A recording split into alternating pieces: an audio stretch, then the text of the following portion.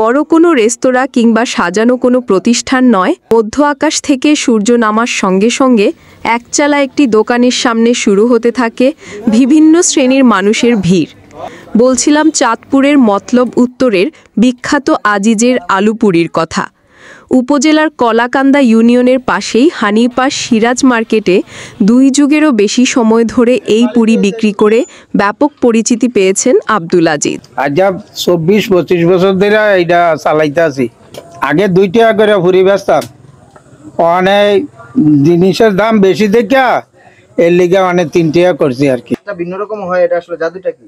হাতের জোশ লাগে, সালাদ বানাই সাথে খায়। দ্রব্যমূল্যের ঊর্ধ্বগতির এই বাজারে আজিজের 3 টাকার এই পুরি সকলের কাছেই দারুণ ব্যাপার।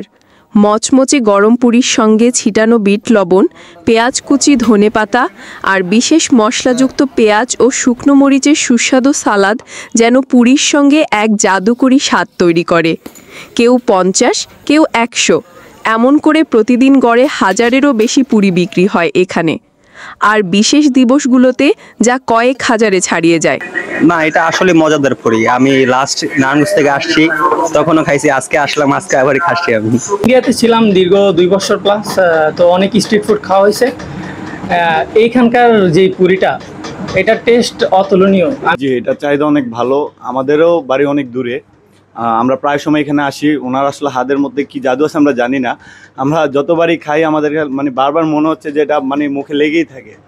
আমরা যখন নতুন কোনো বন্ধুর সাথে পরিচিত হই, তখন বেশিরভাগ সময় এই দাওয়াতটাই দেই যে আপনারা আসবেন আমগো হানির পার, পুরিটা খেয়ে যাবেন, আপনাদের পয়সা উসুল হবে। অনেক জায়গায় পুরি খাইছি, কিন্তু এত ভালো এত মজার পুরি কখনো খাইনি। তো ভালো লাগছে, নেক্সট টাইম আবার বন্ধুদের নিয়ে আবার আসা যাইব।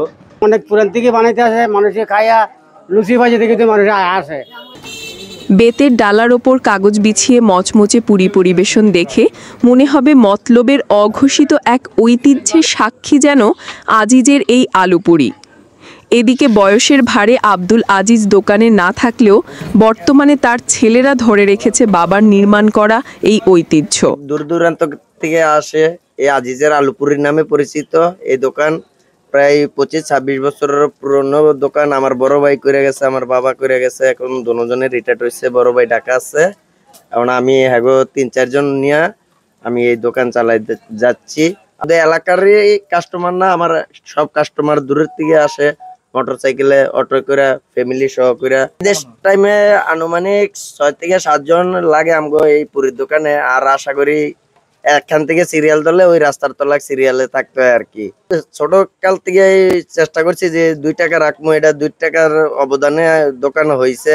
আজীবন চালায় যাবো, যেহেতু বেলুন হাতে নিছি।